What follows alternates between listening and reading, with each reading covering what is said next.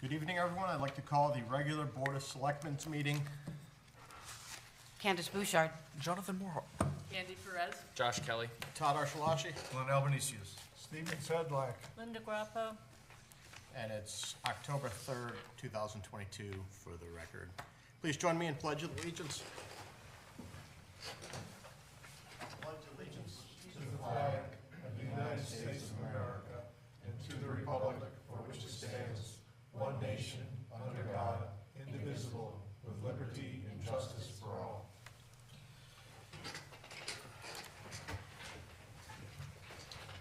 Let the record show that Selectman Bork is excused. Agenda review. Anyone have anything? I would like to move item number 12, Selectmen comments and reports, up above to number 11, as we have executive session tonight, so we'll do it before we go into executive.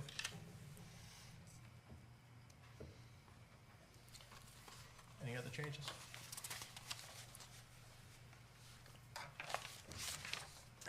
Seeing none, can I have an approval of minutes for the regular meeting on September 19th?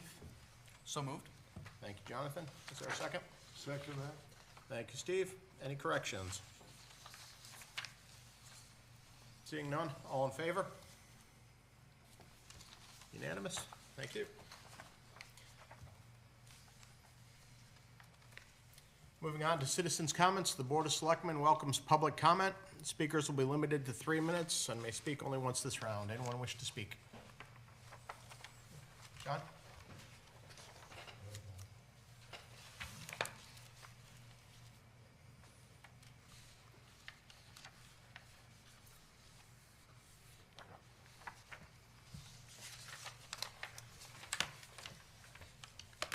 Copy's already been shared.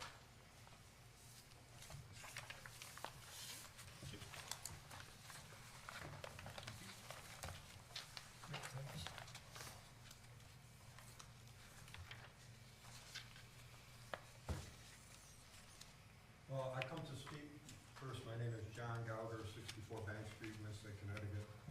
I come to speak tonight on the activity that has been happening between my property, 56 Bank Street, and 50 Bank Street, owned by Impetus LLC.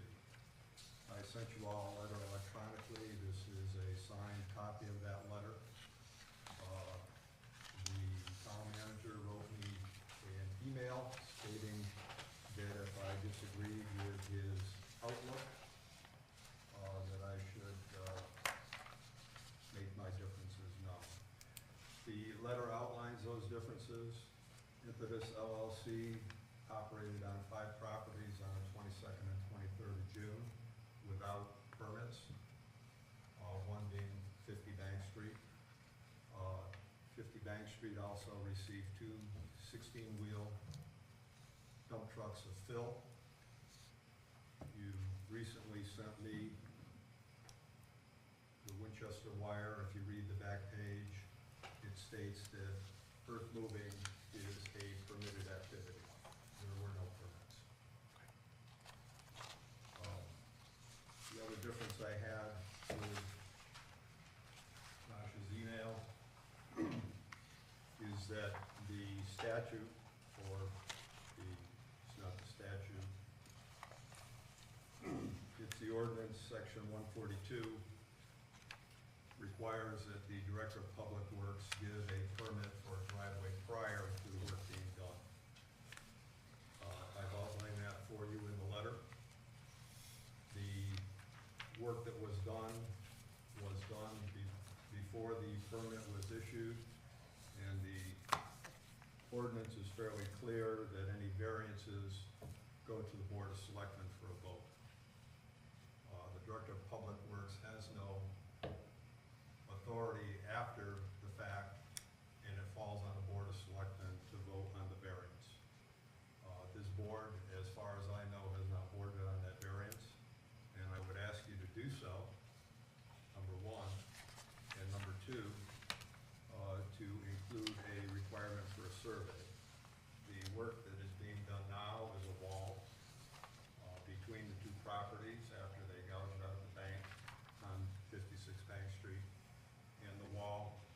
may or may not be on my property and on my property line. I would ask that the board vote, and that if you're going to give a variance to the owner of 50 Bank Street, that you require a survey to be done so we can delineate whose property the wall is being built on. Thank you. Do you have any questions? Anyone? I have one, John. Yes. Do you have any images of earth excavation occurring on the property that you might be able to send along? Yes, I sent it to you. There are pictures of the expansion of the driveway, and you can go on Google Earth, and Google Earth has the original site of the driveway. If you want, I made a picture of that, and I can send that along to you. Thank you. Okay, and you can also ask for the invoice. I gave you the company that did the work. I'm sure they will provide you with the invoice and the amount of fill that was put on the property. And that was in one of the first emails that I sent you. If you would like, I'll follow up and give you the company that did the work again. I'm sure I have it. Thank you. Any other questions? Thank you, John. Thank you. Bill?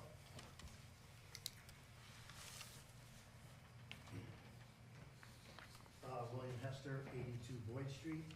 In a short while, you're all gonna get the reports from the town manager on all these grants that we're going after and all these, all this other stuff and the give back that's gonna happen because of the overtaxing of the motor vehicles that happens. So that money that actually is gonna go back would almost buy a fireman a turnout suit so he can be protected in a fire, which is roughly about $6,500 to protect the firemen. My real concern here is that right now, as we stand on the Water Sewer Commission, this project is underfunded. We ran short because of the great placement that we have that's in the White House that is almost $800,000 short. So that means we either have to take it out of our funds, out of our bank account, which is not a good thing because that would deplete it, or we have to come back to the town. The other thing is that even this ARPA money that we're gonna all be talking about, even what you've given the sewer plant, is not gonna be enough. Just to do the raw sewage pumps, to pump that sewage from one part of the plant to the other, is $1.6 million, just to do those 4 pumps, to upgrade them, to bring them up to snuff. So we're way behind here as far as the sewer goes. Just in electricity alone, is almost the same amount for payroll in electricity. Because even with the solar panels, it's just not gonna be enough to cover everything. So we're falling slowly behind. I'm calling it the Titanic. It's slowly sinking here fast. There was never enough money put away behind before, and we're falling behind. Now, I know that we've had to pay back the town for the Henry Centrella debacle. We only have $100,000 left. I'm asking that the Board of Selectmen waive that $100,000 so that we can make payroll and we can make our budget. Otherwise, we're gonna be in the hole, even with the amounts that we raised. And I see an awful lot of money coming in, and I still don't see any sidewalks done. Not the ones on Main Street, not the state roads. No town roads have been worked on yet with all this money that's coming in. The Greenway is gonna look beautiful, but that's not helping the town right now. It's not helping the infrastructure of this town. Is slowly sinking like the Titanic. And when it goes, it's not a matter of if there's gonna be a major break in the sewer line, it's a matter of when it's gonna happen. And it's gonna happen in the dead of winter, and it's gonna happen freezing, and it could happen right on Main Street or right on a street that's already been fixed. So I think we need to really think about where all this money's going and put it where it really should be going. Infrastructure, the town's sidewalks, and whatever else needs to be done. Thank you.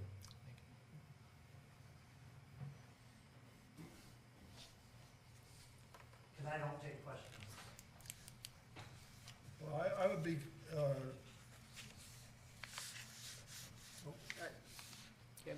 In 2013, there was a charter referendum, and in that referendum, we were talking about whether water and sewer would come back under the town or it would stay as a separate commission. So in 2013, the people decided that water and sewer would stay as a separate commission. So when you talk to us about water and sewer issues, that would be your commission. I brought that up And I don't know how long you've been on the commission? 4 years. 4 years? Okay. So the Water and Sewer Commission are separate entities, as we know. They're called enterprise businesses. They're listed in the audit as such, and they have been remained separate from the town's, well, at least from the Board of Selectmen's oversight, anyway. So I just want to remind everybody of that.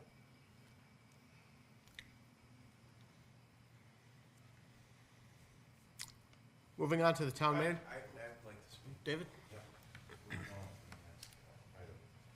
David Point, 11 Hillside Avenue. I want to say, first of all, I'm very pleased to have good dialogue with the town manager in regards to the FOIA matter that I had.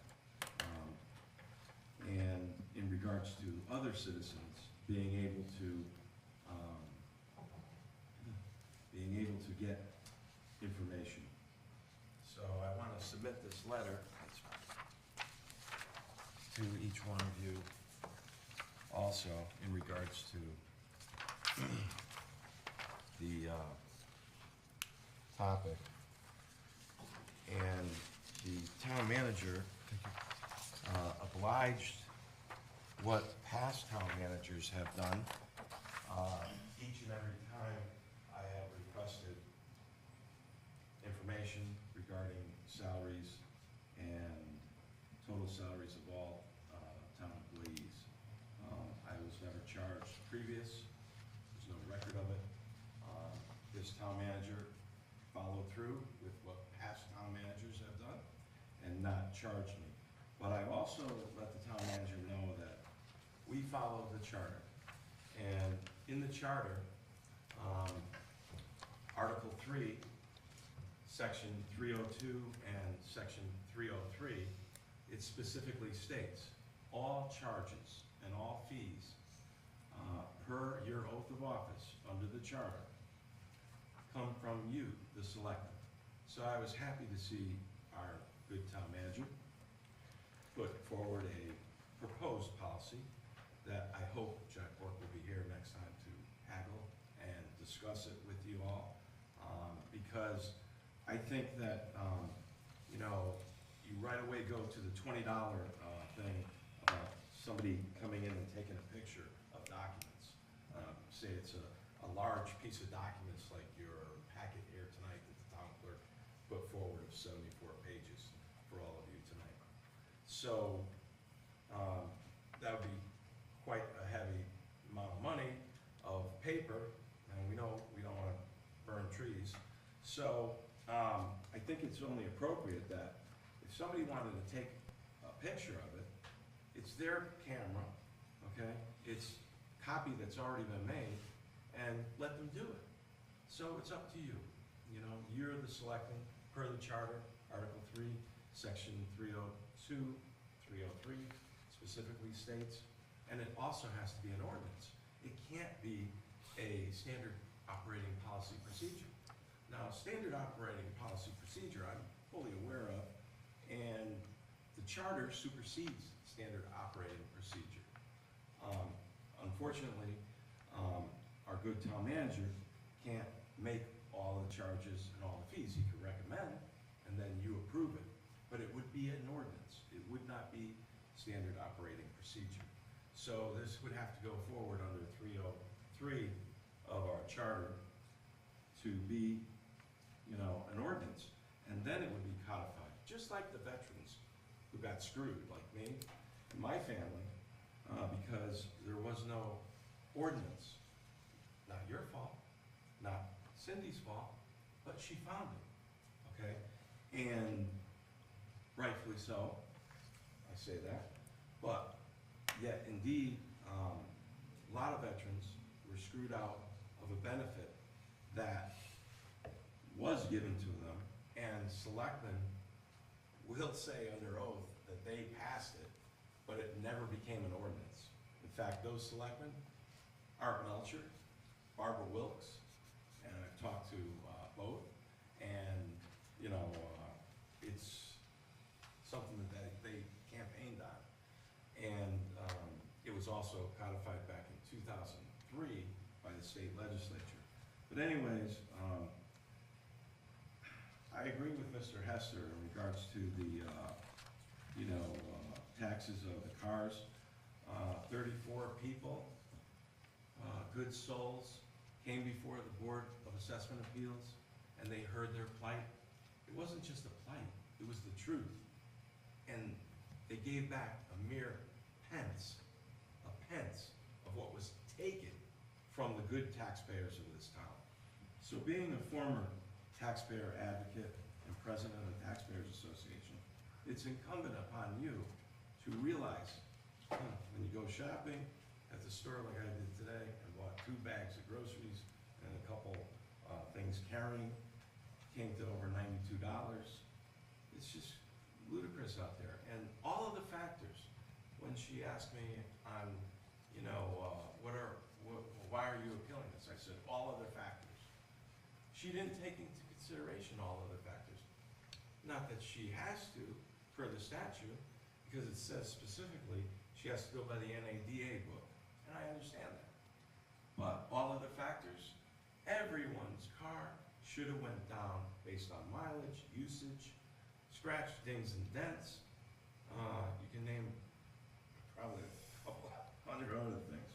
But anyways, thank you for listening to me, and I didn't mean to go over, I'm sorry, but thank you.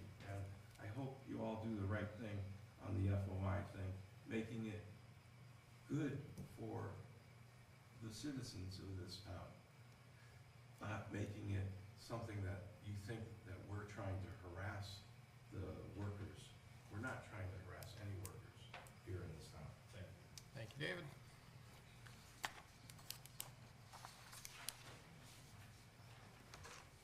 Town manager's report. Thank you very much. A few items of note to share with you tonight.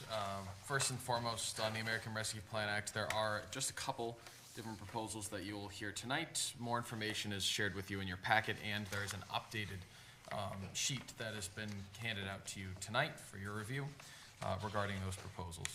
Bachelor School RFP was opened on September 23rd, 2022 at 9 a.m. As expected, we received 2 responses, both of a summary of which has already been shared with the Selectmen, and I know has been published about to some extent in the newspaper, and both of those full proposals will be shared with you, the Selectmen, before your second meeting, with my comments as well as others. In economic development, please remember that this coming Wednesday in East End Park, so that's Wednesday, October 5th, from 11 a.m. to 2 p.m., there is going to be a job fair. That job fair has over 50 businesses signed up to participate, is my understanding. It's been widely circulated. So I'm very optimistic that that will be a positive event. Facade and business startup programs, the final allocations were announced just this past week. A follow-up report is going to be shared with the Selectmen in November that not only articulates all of those awards again, which can be found online, and have been sent to you previously, and they will also reflect follow-ups with the first round of facade and business startup to let you know where all of those stand. Related to grants, I'm not sure if this was shared at a prior meeting, but just to make sure it's known, the town has been accepted into the National League of Cities Free Infrastructure Investment Jobs Act Boot Camp. So that's going to provide us with free assistance to make sure that we are able to complete IIJA grant application in January, which will be for the much-needed infrastructure here in town. And so we continue to pursue those grant dollars and keep the tax burden off of the Winchester taxpayers' backs. At Public Works, there's a report on the status of the various bond projects that were approved that has been shared in your packet tonight. If you have any questions, either I can answer them at the end of this presentation, or we do have our Director of Public Works as well as our project administrator in the audience with us tonight, in case there are some more technical questions that they might be able to answer for you. And lastly, the Supervisors Union has voted to ratify a contract. It will be before you for a vote in the very near future. Any questions?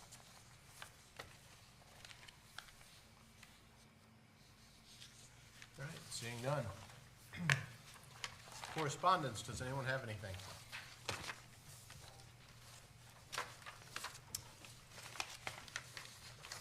Todd, I'll note that the RRDD1 annual report was shared with you tonight as a handout. There was also a letter which you've all received again that was submitted, that was remitted to all of you before tonight and in hard copy at tonight's meeting. Speaking on RRDD1, just make the community aware that certain fees at RRDD1 have increased, I believe, on the 1st of October. So just be prepared. Some of the fees have increased from, I believe, $20 to $50 for furniture. Moving on to boards and commissions. Thank you, Todd. We have in your package tonight, you have a letter of resignation from Laura Green Kozlauskas as a member of the Architectural Review Committee. We'd like to acknowledge that resignation and thank Laura for her service to the community. And you also have information from Kevin O'Connell, who is a member of the Economic Development Commission. He has been a permanent member, and now apparently his situation has changed, and he would like to be an alternate member. And I believe we can do that this evening if you'd like to do that. And I would move that we appoint Kevin O'Connell as a member of the EDC, but as an alternate member. Second. Further discussion? Do we have a present alternate that'll be taking the permanent spot, or are we gonna need a new member? No, Shane Deschamps is a alternate, and he would like to step up. I thought that was included in the packet, but unfortunately, communication crossed. I think it was submitted too late. Okay, we can act on that next time. Any further discussion on moving Mr. O'Connell to an alternate? All in favor? Unanimous? That would be it for now, Todd. Thank you, Steve. And we still have several openings on boards and commissions for anyone interested in serving. Those are on the town hall. Yes, they are. Perfect. New business. Moving on to item A, the presentation of the Housing Affordability Plan. I'd like to introduce Jocelyn Ayer. She's going to take us through our presentation.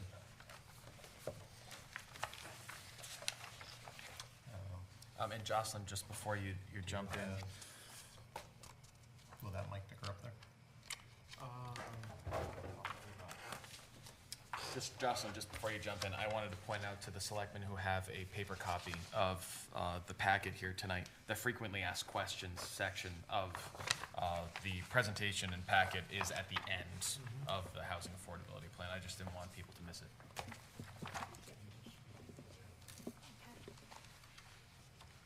It doesn't seem to be projecting, I don't know why. Might have gone to sleep. I have to open up the TV here. Ah, there you go. There you go. All right. So, for those of you who haven't worked with me yet, I'm Jocelyn Ayer. I am currently the director of the Litchfield County Center for Housing Opportunity, which is only about 9 months old at this point. Prior to that, I worked with the Northwest Hills Council of Governments as a community and economic development director, and I have a background in affordable housing finance. But I've been working with communities, 15 municipalities over the last 2 years on both developing these housing affordability plans and then adopting them.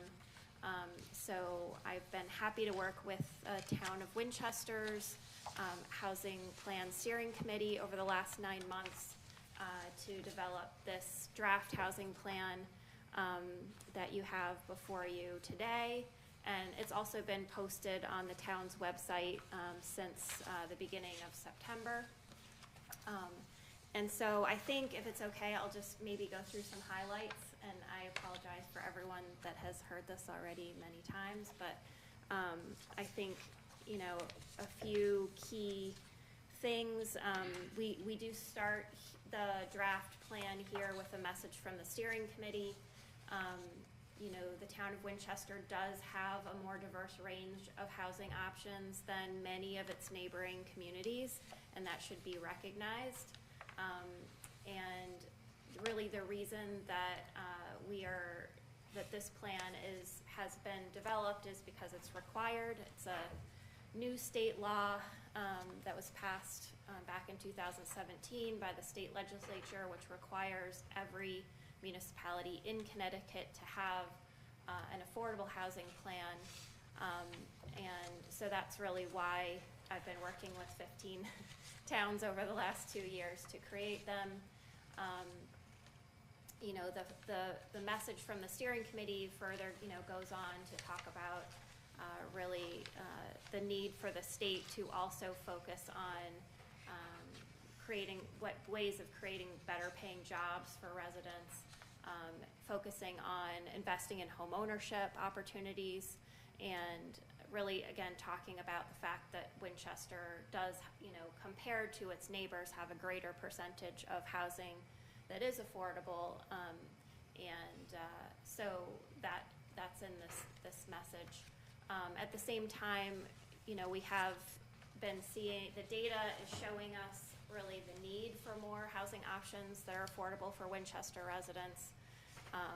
There is a hotline that all residents in the state of Connecticut can call if they have some, you know, kind of challenge, one of which would be any kind of housing instability or challenge. And over the last 12 months, about 286 Winchester residents have called that line looking for housing assistance in some way. And there's also, as you probably know, quite a long waiting list for your existing housing options that are affordable. So we know that there is a need, and so again, we have this situation where both Winchester has done a lot and does have a diverse range of options, but also there are clearly, according to the data, Winchester residents who could use some additional options. So what the plan, again, really tries to focus on is some strategies that could be carried out over the next year that would help address those specific challenges. You know, maybe create some more, again, homeownership options for residents, invest in your existing housing stock. So that's the goal of the plan, and I'll kind of run through that quickly. But again, you know, the beginning parts of the plan just kind of runs through, you know, how do we define housing affordability? Again, just to, you know, for those of you that aren't sure exactly how it's defined, what we used is the state's definition, since this is a state required plan, which is housing that costs 30% or less of the income of a household at 80% of the area median income or less. So that's the definition that we used when we were thinking about kind of your existing housing stock and what you have now. You do have 609 housing units that are dedicated to remaining affordable to households at that income level. But you've got, you know, 1,900 households at that income level. So, and quite a few, I think it was 600, I can't remember, 640 households that are paying fully 50% of their annual household income on housing costs. So you can imagine if you're spending fully 50% of your income on housing, what happens when you get an emergency medical bill or, your car breaks down. It makes it very challenging. So again, the idea is to sort of create some more options to take the pressure off those families that are having to pay 50% of their income on housing costs, create some more options that could mean they could pay more like 30 and then they can afford the expensive, medical emergency or have their car, fix their car. Again, I'll just kind of very quickly go through kind of how we got to where we were today. Again, page 6 kind of outlines really the process that we went through to develop this plan. We did look at how's the data around your existing housing stock and again your residents' existing housing needs. We also did a resident input survey and got a really good, I think, sample size of residents that responded to that survey to let us know both what they've housing challenges that they have specifically faced, that their family has faced, but then also kind of their perception of the housing challenges within the community in terms of, attracting and retaining young families or keeping seniors in the community. And we've held various informational meetings along with the survey, again, to try to get out into the community and let folks know what's happening. And then we did, let's see, in August, we brought the draft housing affordability plan to the Planning and Zoning Commission, heard their questions and concerns about it, and then brought those back to the Housing Plan Steering Committee and made some edits, including adding that message from the steering committee and developing that list of kind of frequently asked questions to try to answer some of the questions that we heard when we went to the Planning and Zoning Commission. We did bring it back to them last month, a couple weeks ago. Just a couple weeks ago. And they did ultimately pass a motion that the draft plan is consistent with the town's plan of conservation and development. So that was all, again, part of this process that we've been working on since October. I'm not going to go through the whole plan, of course. Again, what the plan does is summarize some of the things that we heard from residents during that resident input survey. We did also survey community college students, and I thought it was very interesting to hear how many of them were really interested in living here, especially if it was close by to the college. And would really love to have some more housing options in town. So the summary of those are in the plan, and then a summary of what we found, again, when we did the analysis of the existing housing stock and your kind of demographic trends. Again, as you well know, your population has declined over the last 10 years, and especially households with children has been in decline, and again, that's pretty common throughout the county.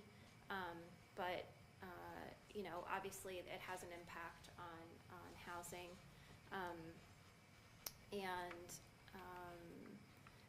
Looking at the jobs that are in the town, a lot of the sectors actually do pay a wage that's less than 80% of the area median income. So again, that kind of, sort of underscores the need for some more of those options that are affordable to those folks, because in most of the job sectors in the town, they are earning, except for manufacturing.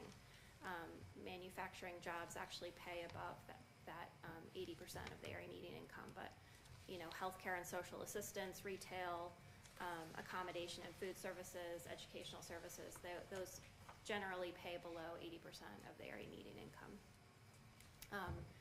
You have a lot of older housing stock, as you know, and that is an affordability challenge in and of itself. I don't know how many of you guys have old houses. My house is 130 years old, and it has a ton of heating and cooling challenges and maintenance issues. So we know that having an older home, you know, there's just more costs associated with heating and cooling it and fixing it up, maintaining it. So that's a challenge for a lot of Winchester residents that have older homes.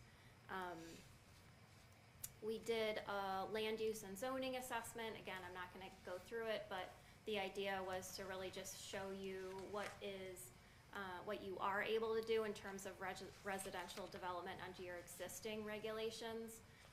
The reason for this chart, and this is again pretty common, is to just show that really the only thing that you can do without a special permit process, and again, a special permit process requires neighbors to notice to abutters, so and a public hearing, is a single family house on an individual lot. So a lot of communities are thinking about whether there's any you know, other residential uses that don't necessarily require a special permit process. So that's just, you know, something to think about, and there's a few kind of zoning recommendations in the strategies that the Planning and Zoning Commission can consider or not, if they want to, around those things. I will just again highlight, we did put in here the dedicated and managed open space in the town. Obviously, every community needs to have dedicated open space. We need both open space and housing options in our communities, and I think those are not mutually exclusive. So, you know, the plan does specifically say that, you know, obviously, especially the dedicated open space can never be built on, and really the, you know, your existing open space should be protected, because that's a community resource as well. So the final section of the plan, again, is really the goals and strategies that come out of looking at all of the your existing data and the survey results, and then working again with the steering committee on what makes sense for the town of Winchester. So the current goals are supporting the redevelopment of existing buildings to create housing options. So one of the pieces of data that we looked at, Winchester has about 500 vacant units within the community, and that does not include units that are seasonal or weekend homes, which do show up as vacant, but those are subtracted. So you have about, according to the census data, about 500 vacant units, and the ideas in here are around just investing in those and bringing, so rather than building new necessarily, let's invest in the those vacant units and try to get them back online. So there's strategies in here around that. Supporting affordable home buyer options. A lot of those strategies are really around letting Winchester residents getting more information out there about existing programs that can help folks that are renting become homeowners, including Connecticut Housing Finance Authority, down payment assistance, and home buyer education classes.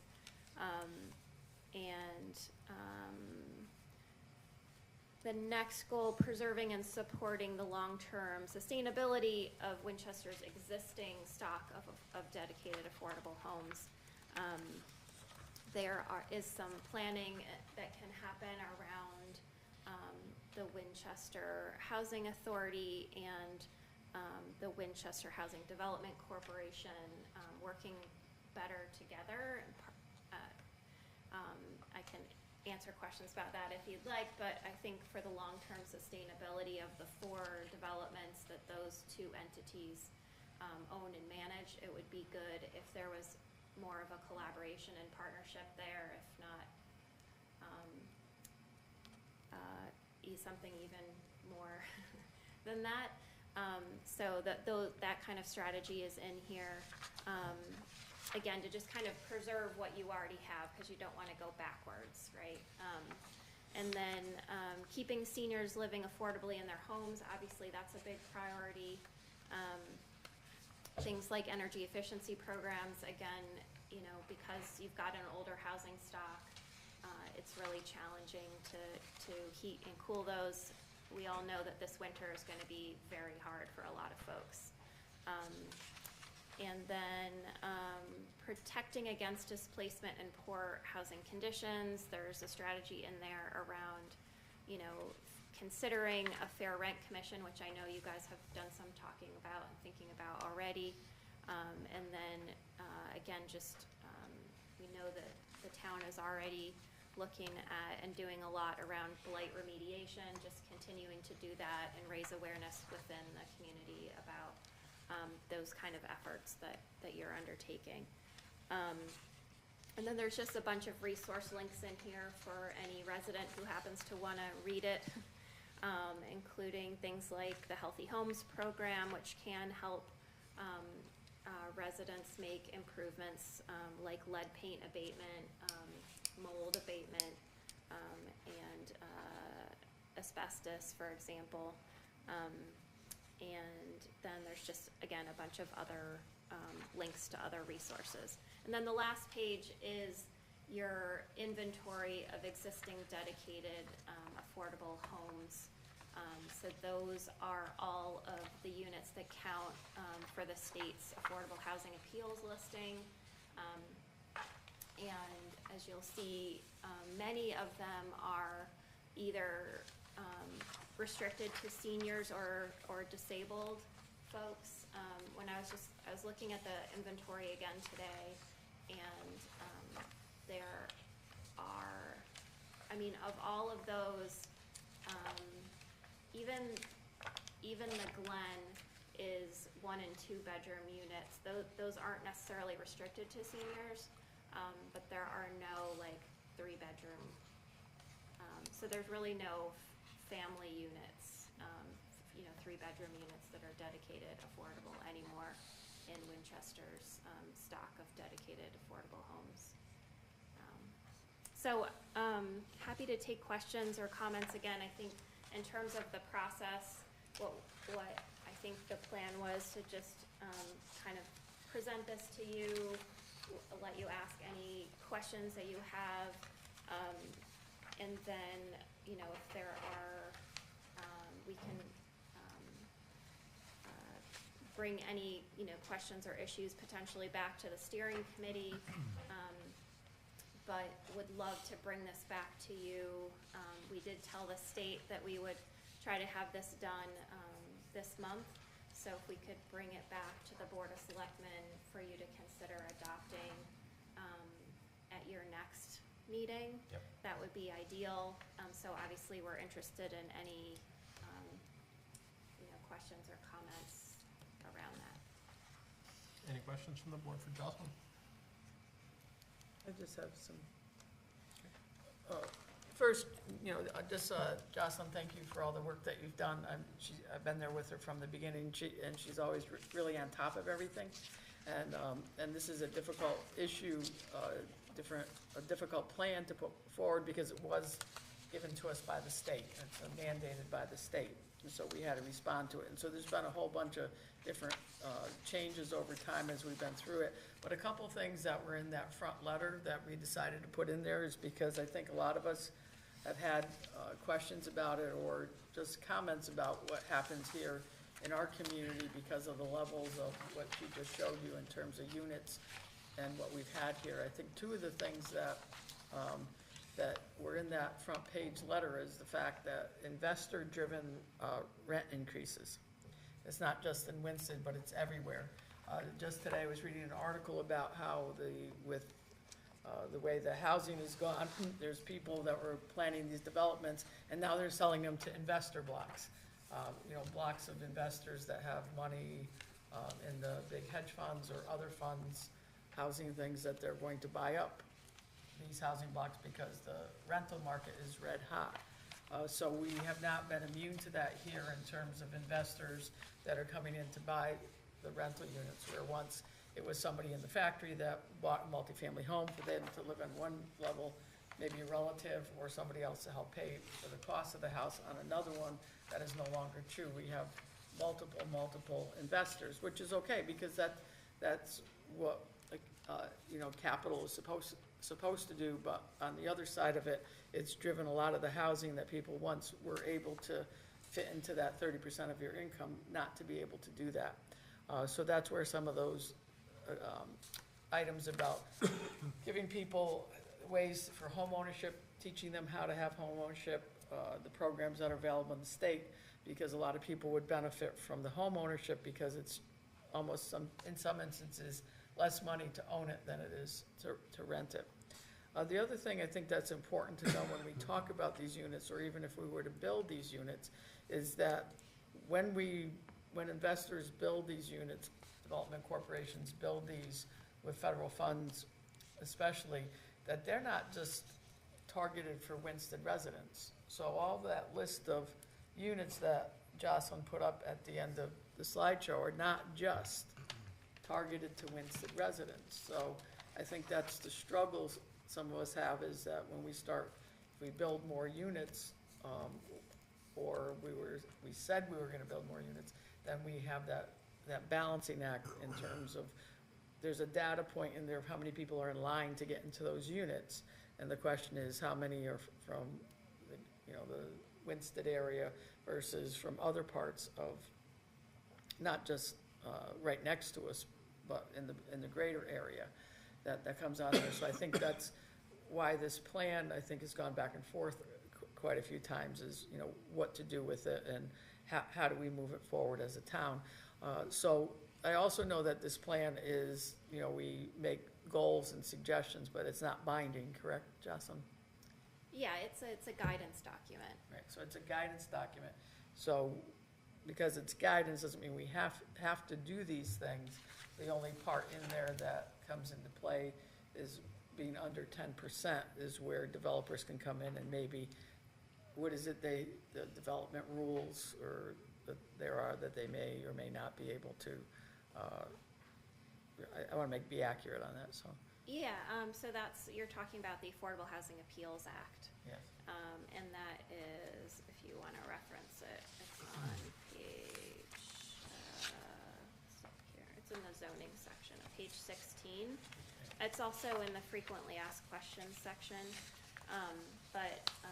Yeah, if the Connecticut Affordable Housing Appeals Act says that if a municipality doesn't have at least 10% of its housing stock dedicated affordable, then technically a developer can come in, and so long as whatever they're proposing includes at least 25% of the units that are affordable, and so long as they can meet health and safety requirements, so they can't completely override, like they don't override wetlands or what, you know, they still have to prove that they can meet health and safety, but they can basically override a lot of other zoning requirements, including, you know, setbacks, density, other things like that.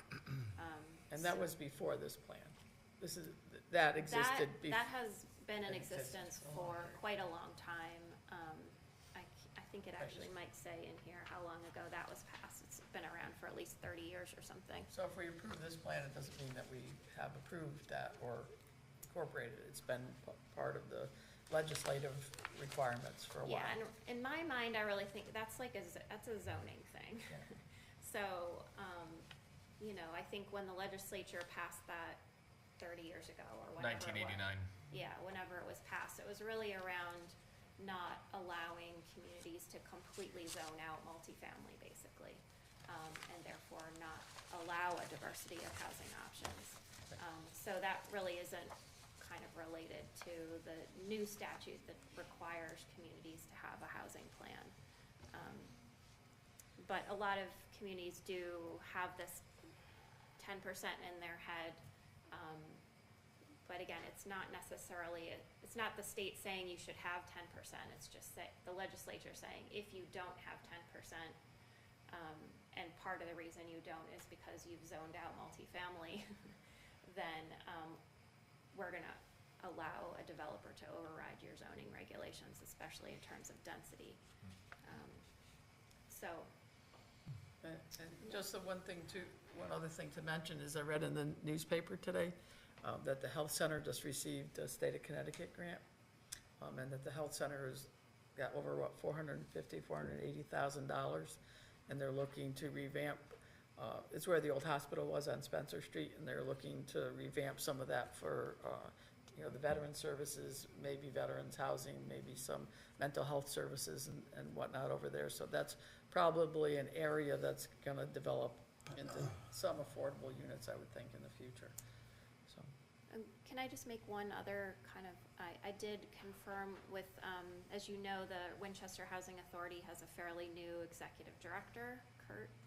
And I confirmed with him the other day, that in fact, and this came up in a Planning and Zoning Commission meeting when we were talking about, again, the fact that the Winchester Housing Authority and others can't necessarily not rent to folks from other communities.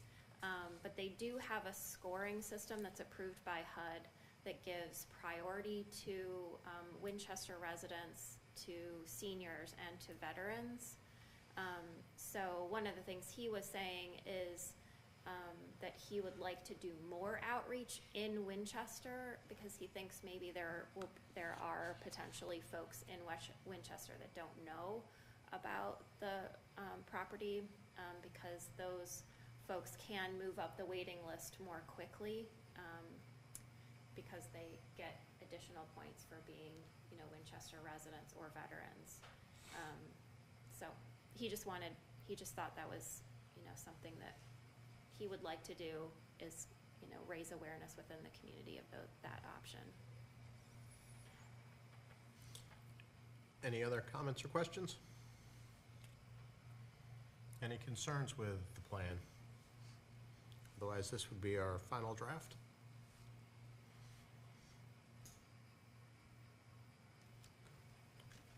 So going forward, this is, do we have a date when it's placed on the website for the 35-day review period? It has been actually this draft on the website now for well over a month. So at the October 17th meeting, you would have the opportunity to adopt the plan, which would get us in before the November 1st tentative deadline that we've discussed with the state. All of these were actually due back in June, just so you know, and we've requested an extension, and that was the tentative date that we set with the state.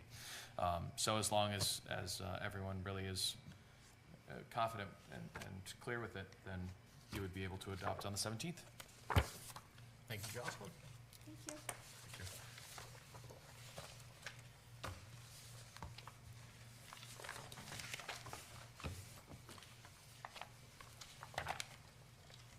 Moving on to new business, item B, 22-51, consider and possibly act on a bid waiver for the construction of Whiting Street Phase 2.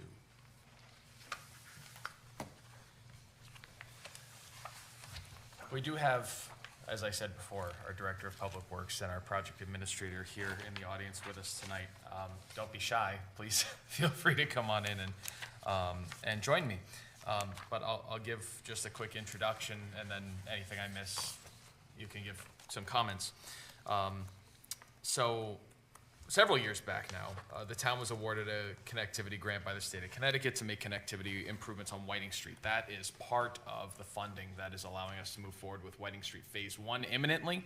As part of the and that grant expires this month, actually. So we're trying to move forward as quickly as we can. My understanding, I'm not an engineer, so I'm going to let Bart speak to this, but there are some structural advantages to having the street completed all at the same time. There are some logistical advantages, as well as some cost advantages, which I've tried to outline in the letter that has been provided to you in the packet. You do have a quote from Dayton Construction Company. That is the company that won the competitive bid process for Whiting Street Phase 1. The request before you tonight is to authorize a bid waiver for Whiting Street Phase 2, which would allow Dayton Construction Company to work alongside us to achieve these efficiencies and complete the work sooner rather than later, making the street more affordable for us and more structurally sound and logistically sound as it's constructed. What'd I miss? No, you pretty much got it. Does the Board of Selectmen have any questions that we can answer?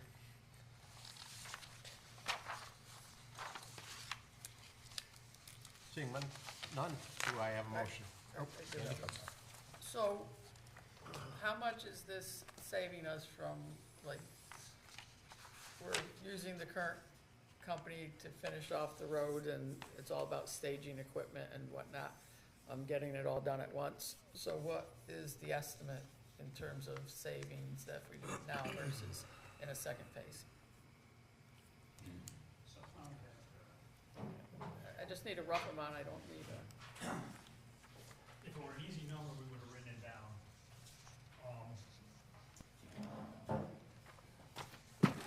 For the record, Jim Rollins, Director of Public Works.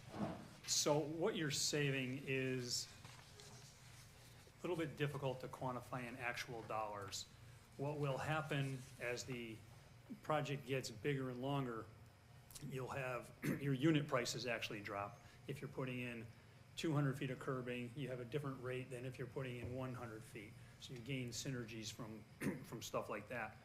You're gaining on less disruption to the businesses and the public on that road. You're gaining on getting the road done in a more timely manner, and you're gaining on not having mobilization costs for multiple appearances of the company. One other more intangible is that the the contractor that won the bid on phase one is actually a very good contractor. He's working on the bike path, and very good. He's fair on the inevitable change orders that come along. He's not one of these guys that just tries to, stick it to you. So running the risk of putting the second phase out to bid at a later date, you may not get as qualified a contractor. So these are how do you quantify all those to an actual dollar amount? Bart may have some better information on that as dollars, but not likely. No, there's no good way to estimate that without going out to bid for the second phase to understand what it would be to do it completely separate. Without information, it's very, very hard to quantify just a number and how much, precisely how much savings it will be. How did their bid rank with the other bids that came in? They were the only bidder that submitted a price. We had, how many do we have at the pre-bid meeting? 4? 3 or 4.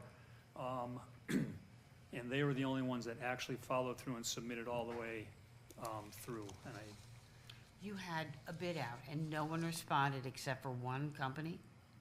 that's how tight the market is these days. So you could throw that into another intangible. Are you gonna get anybody to bid on, the other half of it at a, reasonable rate? Again, it's, intangible. How do you know for sure what the answers are? And on top of all that, between now and when we may be able to proceed with phase two, you have anywhere from probably a 1 to a 5% inflation rate, which will run you another There's that too. somewhere in the thousands to tens of thousands range. Why was it set up in 2 phases initially? I don't remember the exact details to that. We didn't have enough money to do phase 2. It was Yep. only a $500,000 grant. Right, it was the scope of the grant is my understanding. And Was, The original project included all of Whiting Street. The grant came in at like $500,000. From Main Street to Hollibird, so, Correct. That's so the now, original grant was for that. okay, so now, how much is going to be done? For phase one is complete reconstruction of the road to the pump station on Whiting Street.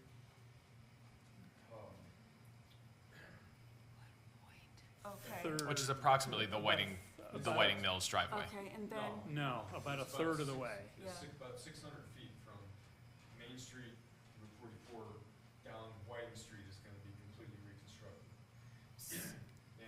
And then the rest of the grant money is being used to construct drainage and sidewalks that go all the way out to, the apartments at the mill, Okay. Stowe River Mill.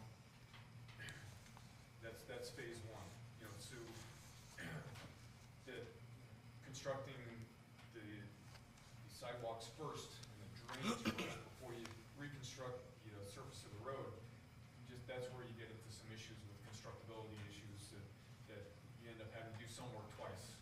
You know, you put the new drainage in, you bring it up to the existing the existing level of the pavement right now, and then later, phase 2 comes through, then you bring the pavement down, or you raised it up in places in order to get the grades correct so that the road drains correctly. If you may remember that Whiting Street has a severe icing problem, and a lot of water flows onto the parking lot that's on the riverside that comes off the road. And those are things that we're trying to correct with the drainage, but it's not gonna work until the whole road is reconstructed. Because as you know, Whiting Street is super flat now. So we're artificially building in some high points and some low points so that the water has a place to get into the drainage structures and run out. So you're doing that all now? So phase 1 would be to construct the drainage structures, but at the level of the pavement now. Then you'd have to readjust those structures to match the humps and stuff of the pavement that we want to put in. Again, so if you can just do that all in one shot, you do have, savings. But again, how do you quantify that to an actual number without, getting a bid on it? Okay, thank you. Did that make sense? A little bit Okay. better. Any other questions? Josh, anything to add? No, I think it's covered. Do we have a motion?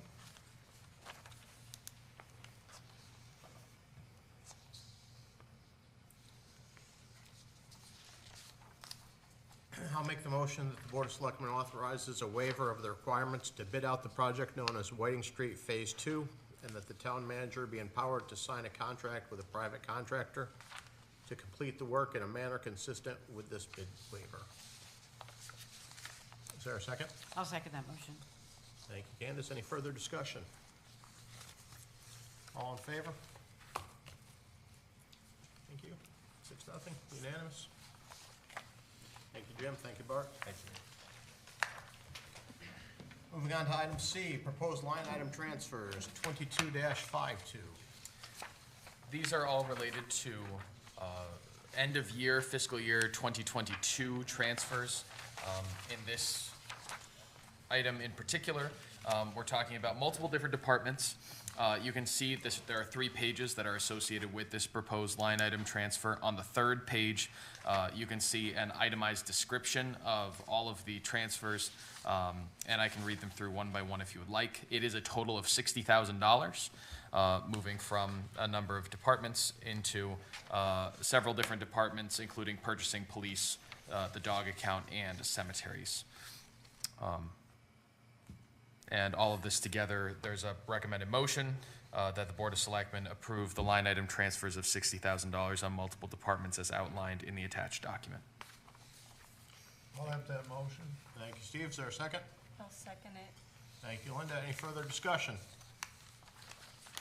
Seeing no discussion, all in favor? Opposed? 6-0, unanimous. Thank you. Item 22-53, refunds recommended by the, it's not interim anymore, right? No, it is not. By the Collector of Revenues. So the Collector of Revenue has laid out a number of different refunds. We're now at the close of our primary July-August tax season. The refunds enclosed total $117.78. They are itemized within, many of them, if not all of them, being motor vehicle. Certificates of correction being the only reason for the refunds. So those all have now been processed. And it's recommended that the Board of Selectmen authorize the refunds as described. Do we have a motion? I'll make that motion. I move that the Board of Selectmen authorize the refunds recommended by the Collector of Revenue in the amount of $7,117.78. Thank you, Linda. Is there a second? I will second. Thank you, Jonathan. Any further discussion? You know, If I could, Josh, we typically get these requests for refunds, and they're all compiled, I guess, by, between the assessor and the tax collector. Does this come from the tax collector or the assessor? Yes, this comes from the tax collector Okay. herself. And why is there such a large amount this time? Typically, we're dealing with a couple of $100s. As you can see, all of these being motor vehicle certificates of correction, there were a number that needed to be made. I'm not really sure what what led to such a large volume coming all at once. But over the course of a given year, we do have many thousands of dollars in refunds that are issued for a variety of reasons, including overpayment, duplicate payments, certificates of correction. So while this is a large bump all at once, that doesn't put it out of line necessarily with the refunds that we've seen in past years. Can you look into if this was an issue with the new tax software? I will.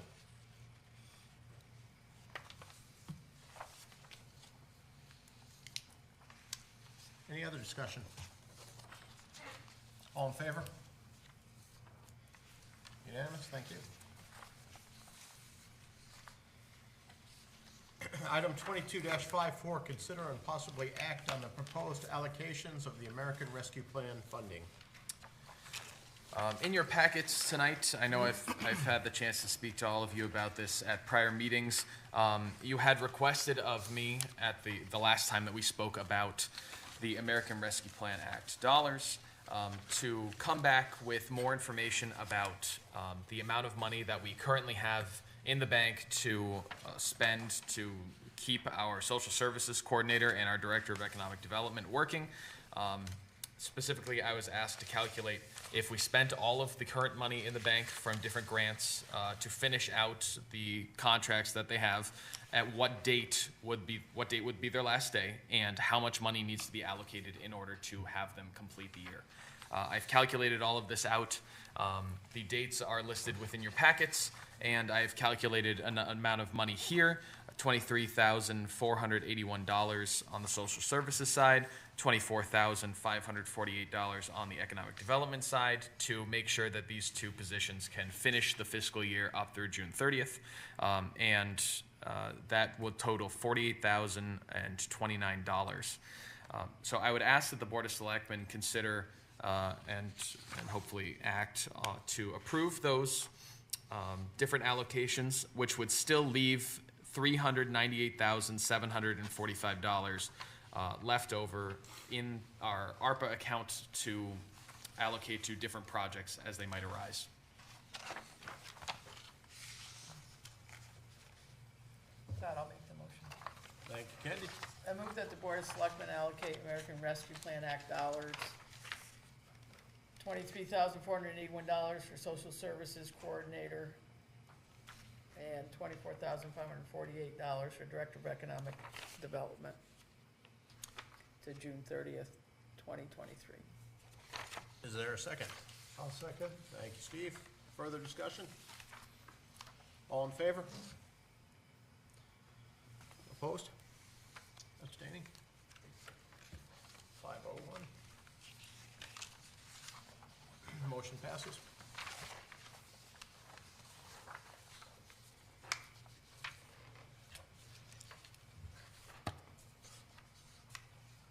Was that for that?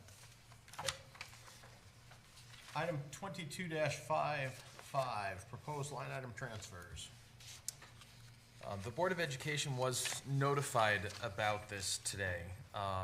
However, I don't see anybody in the audience to provide further explanation or comment, so I will do my best to provide you with information. The Board of Education, per my understanding of the fiscal year 22 budget that was predominantly written before I came on board in April, certainly town manager's proposal had gone through, had $85,000 allocated within it from the Board of Education non-lapsing fund. Last year, there was an overage of $34,780.11. And in order to correct this as we move forward with the audit, we need to have all of the lines corrected, just like we're doing in other departments. And it is recommended that the Board of Selectmen vote to authorize the transfer as it's presented, an amount of $34,780.11 from the Board of Education non-lapsing fund into, and I do have, my apologies, I made a mistake and put the wrong account down, so I will read the account number out in just a second, but it would go into the Board of Education sinking fund expenditure account number 1-000-910-804-0001-0000. That was the town support for education line. Yes, thank you.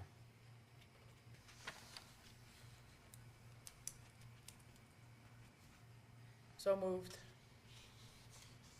Second. Candy, thank you, Candace. Any further discussion? All in favor? Unanimous, thank you.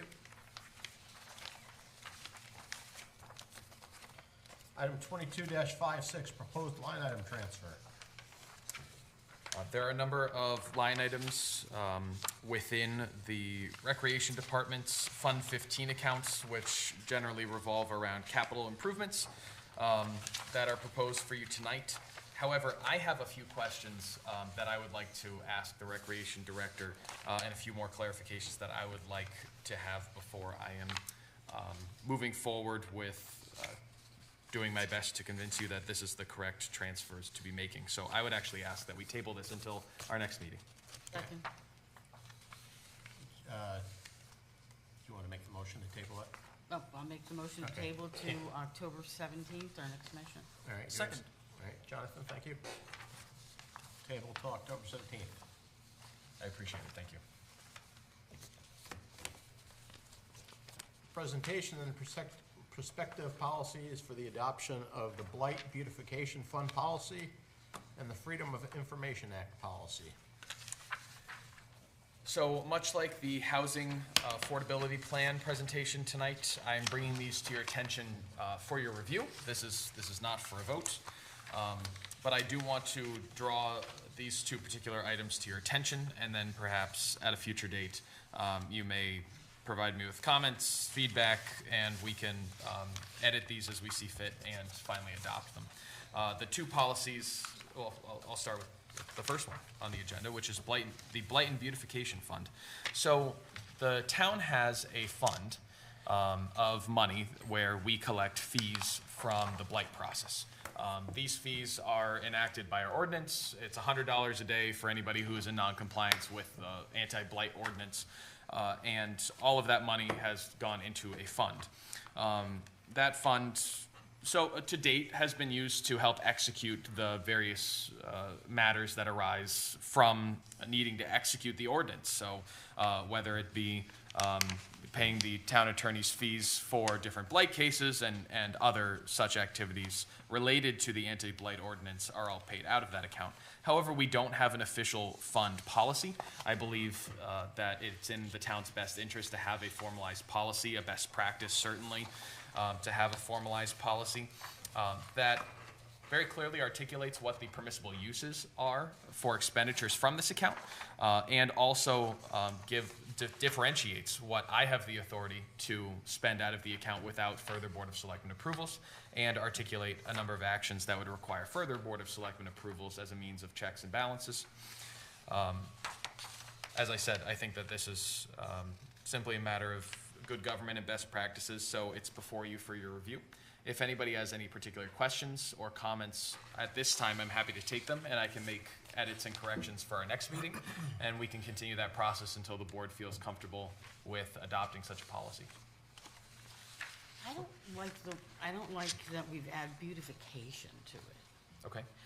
I mean, I think there's nothing wrong with the proposal about blight fund, but I don't want residents to think that blight fund, blight is to take care of blight.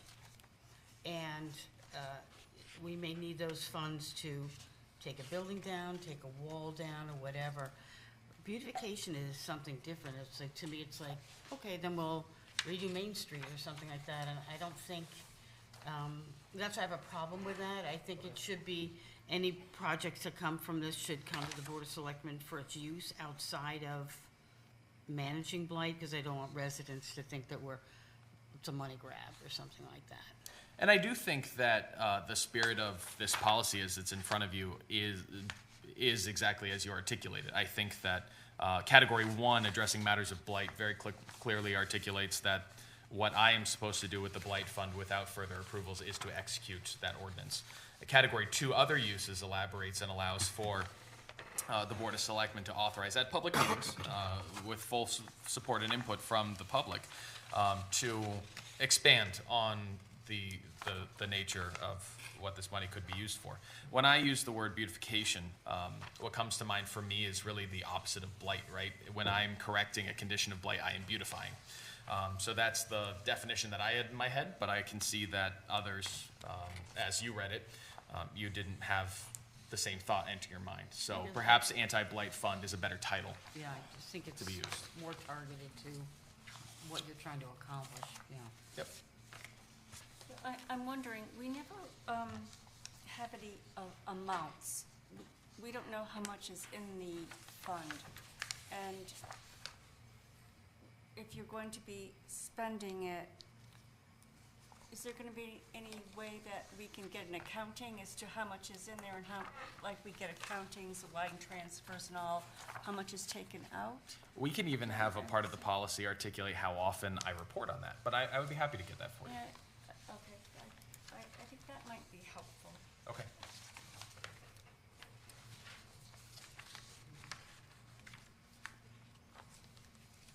Any other questions or comments on this one?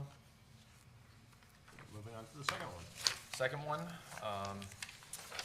is a procedure, policy, call it what you will, but it articulates the way in which town staff is to conform with the Freedom of Information Act adopted here in the state of Connecticut regarding requests for documents.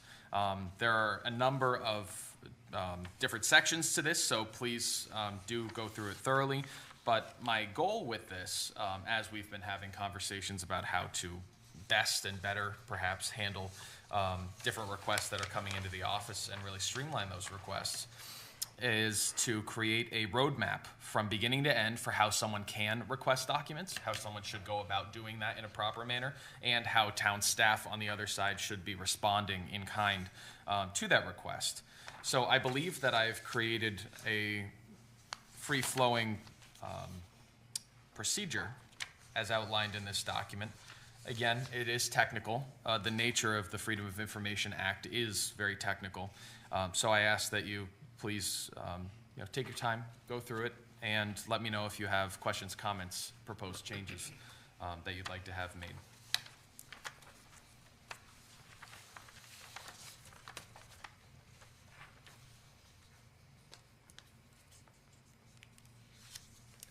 And I will add, there is a fee schedule that's articulated on the back page of this.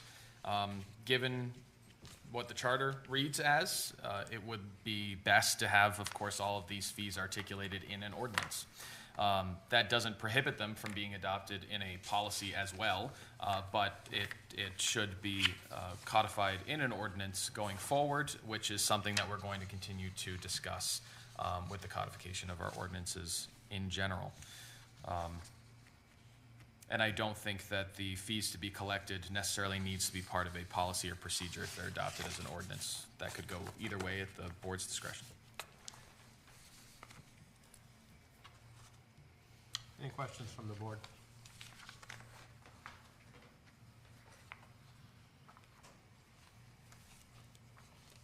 Thank you. All right, moving on to section 10, citizens' comments. The Board of Selectmen welcomes public comments. Speakers will be limited to 3 minutes. You may speak once. David? Yes. My name is David LaPointe. I reside at 11 Hillside Avenue, Winston, Connecticut. I just want to say, Mr. Town Manager, you used the word about 5 times execute for your blight ordinance, or your blight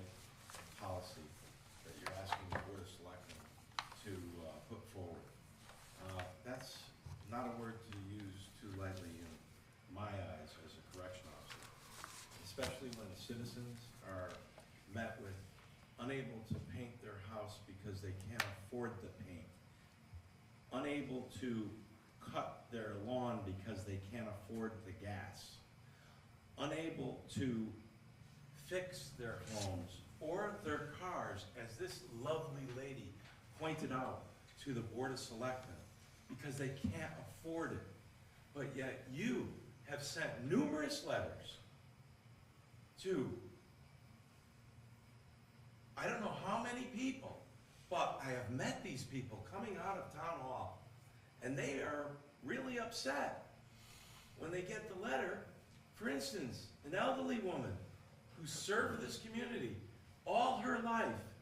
She has one leg, okay, and she's in a wheelchair.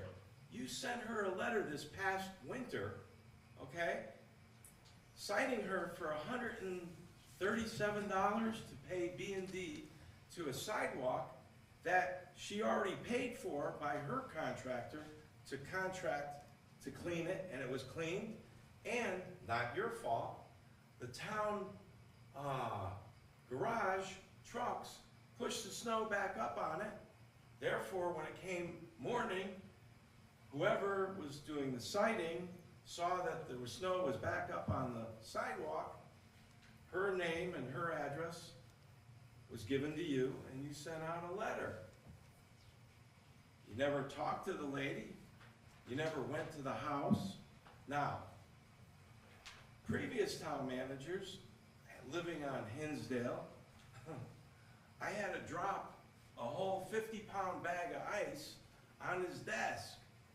And I did that when he was here. He was in the military, so he was used to people doing things like that, but it didn't hurt anything. It didn't hurt any of his papers. And I said, please, clear your sidewalk. And he said, I don't have to. I pay my rent, and it's in the rent, so I don't have to. He would just drive his car out, come back down to town hall, and I'd see all these kids unable to. So yes, you were doing the right thing, you were following the procedure, but these are individuals, these are people, and when they leave this town hall and they tell me they're working on the bridge, okay, down near Dairy Queen, one of the gentlemen, and he has all these cars in his yard, and he said he has a bill that's $100 a day every day that he can't afford, but yet he's being charged this. This is not Christian. This is not Judeo-Christian. This is, as, I want to answer Stephen's question to you, which I don't think was accurately answered. All of those More visual. refunds were from the Board of Assessment Appeals. That's why there's so many. There was 34 people. And the last thing I'll leave you with, I talked to the good selectmen here, Ms. Grappo, I talked to Stephen, I talked to Todd, and I talked to Jonathan. I wasn't able to talk to Candy or the other two selectmen, Candace or Jack, about it. But these four told me they're against marijuana, recreational. So I hope you keep that commitment to the young people and to the people of this community who want to be sober. Thank you. Anyone else? Jerry?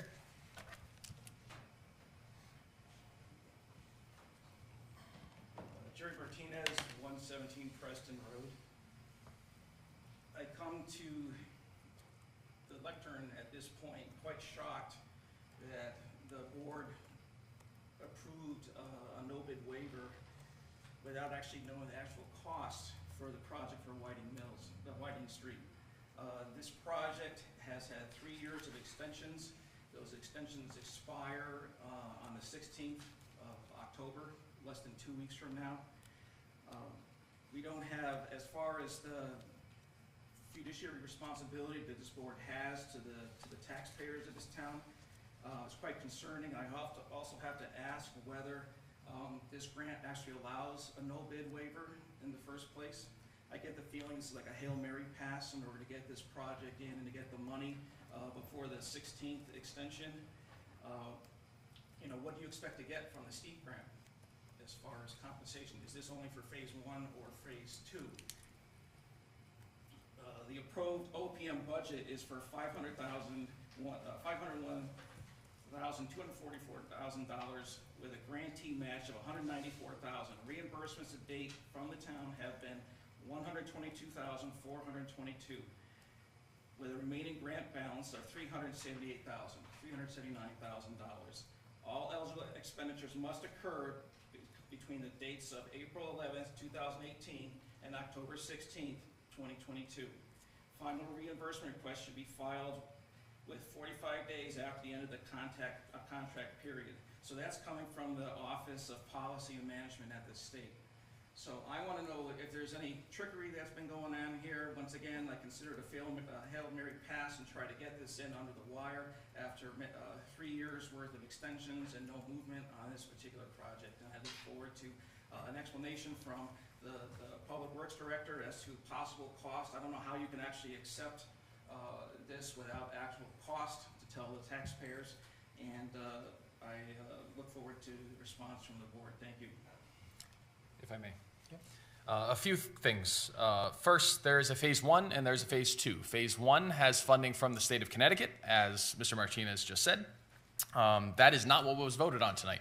Phase 2 is what was voted on tonight. This is a totally separate set of money. So because it's a separate project, it can go out to bid or it can be waived as a bid as we see fit. Phase 1 expenditures are totally separate from phase 2 expenditures, but as we just discussed, we'll be going ahead with phase 2 at the same time as phase 1. Phase 1 work is currently underway and is progressing right now, and phase 2 will happen concurrently and consecutively to phase 1. The Board of Selectmen did have full understanding of the costs associated with phase 2. It's articulated in your packet, and I can certainly find it in my papers, but it was presented to everybody here tonight and before tonight. The STEEP grant was acquired for Elm Street, not Whiting Street. Thank you. That's a separate grant from the one that's currently in effect for Whiting Street.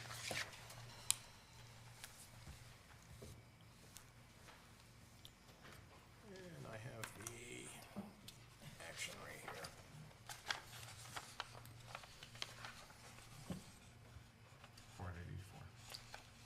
So the bid waiver amount was $484,000. We have the estimate in the packet.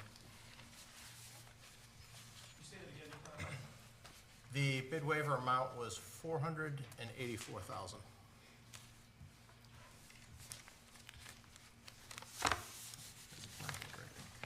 Speaker's at 3 minutes already.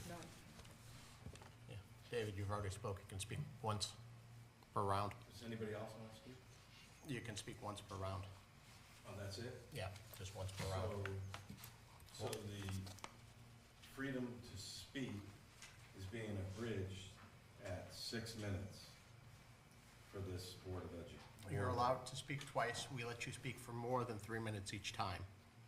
Okay. So you have spoken So for more than 6 minutes. You can't speak after everyone else has spoken, again, as it was before in previous town managers No. and Once, Board of Selectmen? once per round, David, you can speak. You've already spoken twice tonight. Okay. I just wanted to make sure that you're not allowed to speak. So I hope you follow the charter. Keep your oath. Moving on to item 12, Selectmen's comments and reports. Anyone have any reports? There's a, I think it's before our next meeting, the cemetery walk that the Soldiers Monument is doing, which is something, was it October 15th? October 15th, October 15th. in the Rowley Cemetery. Rally. Soldiers Monument is doing the cemetery walk, and they've done it like 5 or 6 times, so it's always usually well-received, and you certainly learn a lot about town history when that happens. I know the rec department is looking for people to host a trunk for their trunk or treat for the safe Halloween outing for the kids and maybe some adults that go there as well. So those 2 things are happening within the next few weeks. Also, just want to let you know about the ongoing light committee work for the field for soccer. We will be meeting this week. We finally got a second, estimate in. So with that estimate, the rec commission and the soccer people and everybody are gonna have to decide, do we light up one field, or a different field, depending on the uses of what those lights can provide. In one case, it provides what we've always had with soccer. In another case, for about the same amount of money, it would allow for an expansion of other sports within that playing field, but that is something that they'll be looking at to do. So we'll be meeting, and the idea is for the rec department and the different sports to come up with which field should we light, and then we'll send out a formal bid get a formal bid ready for the end of this year, so that we can bid out the lighting for the particular field. Again, it's lighting, whether you go at the rec level, whether you go at the high school level, also comes into play in that. So we'll want to get the bid ready so we can get that ready for local funding. Because if the grant money comes through at the state level, which we put in as part of the community Challenge grant. community challenge grant, which also includes a lot of the recreational fields beyond what is there now. If that comes through, great. If not, then as a community, we'll have to locally fund to light up the field for the kids, so that the kids have opportunities, and not just the kids, but some adult activities as well down on the fields. So we'll be moving that along in the next couple weeks. So things are moving. We know that the lights are gonna cost anywhere between $150,000 to $300,000, depending on, again, which height you go up to. Versus the 600 you said before? Well, the 600 was for 2 fields before. It was for the soccer field and the baseball field. And then if you did the field across the street, then you're up to like 900. And so we've had 2 quotes. We've had quotes from, we've met with like 5 or 6 different people down at the fields, local electricians, an electrician from out of town. We met with the standard that most athletic fields use, which Musco, and they gave us an approximate number. Then we just got another number from Earthlight, and then we had another number from another company talking about fiberglass poles. So you talk about fiberglass poles or steel poles or wooden poles, you talk about 30 feet or 60 feet. You talk about how many poles. So we will need to work on it. I did send an email to Mark Douglas about helping us with the writing of a bid for it. So the committee's gonna meet on Wednesday. Recreation will still continue to talk about it, but I just wanted to update everybody on it, as I have been since we started this process, so everyone knows it is moving. It is our goal. It's funny with soccer, right, goal, but it is our goal to have these up for next fall. So we do want to keep the process moving, which is the whole reason this subcommittee formed, to do it, and everybody's done a little bit of it. So that's where we are with that. So last weekend, we had a great turnout of about 30 people for our Fall River cleanup, where we actually had some of the scouts actually in the Mad River in a canoe, cleaning the riverbanks, but we worked on the skate park, we did High Street, we did the East End Park, so we did the Still River banks as well, and I think those are generally the areas we covered. We had about 30 people coming, and it was a great event, so we look forward to it again next September. We also, all of the schools have been provided with sign-up forms for the students for the 40th Halloween window painting contest for the window painting on Main Street. So the parents have to get their sign-ins by this Friday, so that we can do the window painting on October 22nd. I think last year we had like 45 windows that we did, so we're looking forward to that again. And that's for children that are K through 6 and homeschooled. Just to follow up, the cemetery walk is October 15th from 1 to 3 at Forest View Cemetery. The police department encourages anyone to see something, say something if you see something suspicious going on in your area. And lastly, the fire department and the Winston ambulance are both looking for volunteers. Okay, anyone else? Can we have a motion to go to executive session, taking with us the town attorney and the town manager? So moved. Seconded. Oh. Joy seconded. All in favor? Unanimous? Thank you. Go next door. And it is 8:36.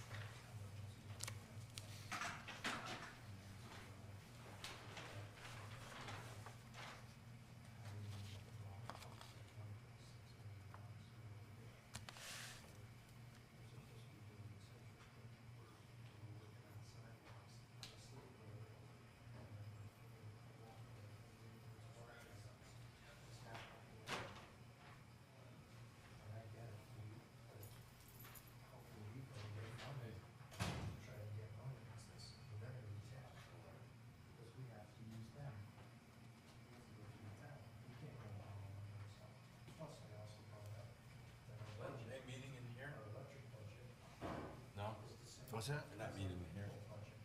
No, because we keep this thing running. Too many mics. I mean Glenn. Too many Glens. It's a joke. Ha, ha, ha, ha. Thanks, Dave. I'm gonna make you happy. I know it's your late night tonight. It's all good. It's all part of the job. It can't be a standard operating procedure. I've dealt with standard operating procedures in the Marine Corps and in the Department of Corrections. Standard operating procedure is different from law. Law is the charter. So the charter says you as a selectman vote on charges and fees. Article 3, the duties of the selectmen. Section 302 and 303 stated emphatically it has to be in ordinance. Therefore, your duty is going to be to publicize it. So you should chime in to the selectmen saying, you know, Josh, it's a good policy to put forward, and I'm, you know, there with you, but they have to approve it, and the charter says it has to be in ordinance. So just like they, you know, hit Isabella Skelton, she worked 30 years as the secretary at the United Methodist Church on Main Street. And she has one leg now, and she can't do her own sidewalk. You know, I've gotten her a good person to fix her roof. I got her a person to do her carpentry. Her house is falling apart. Yeah, I know. I'm just aware of that. That's why everybody goes next door. So I'm just saying. Talk to you later. Yeah. She's trying to, you know, and she's trying to pay her bills. Right. And she paid her bills. It's like, you know.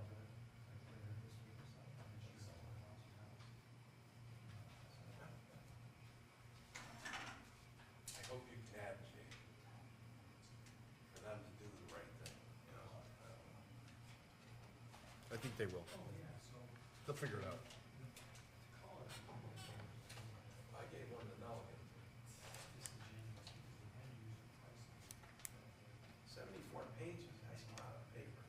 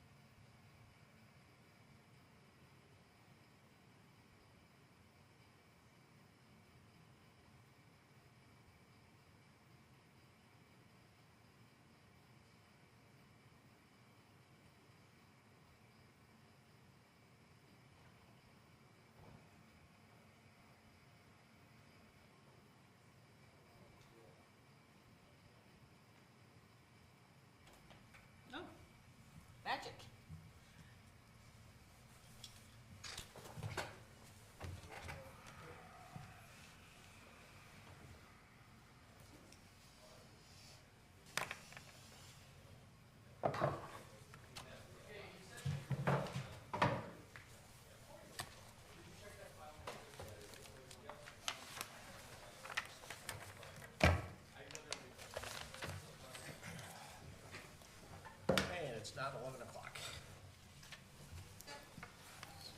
Grocery store still.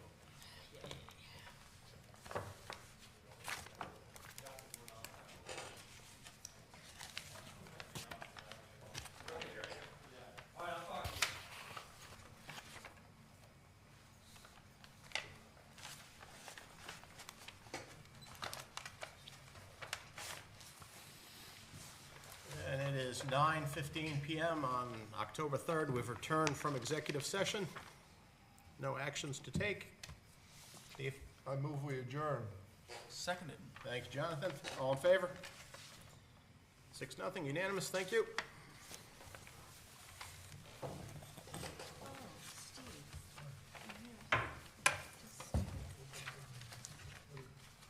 So, you saw what happened in Norwalk the other day, right?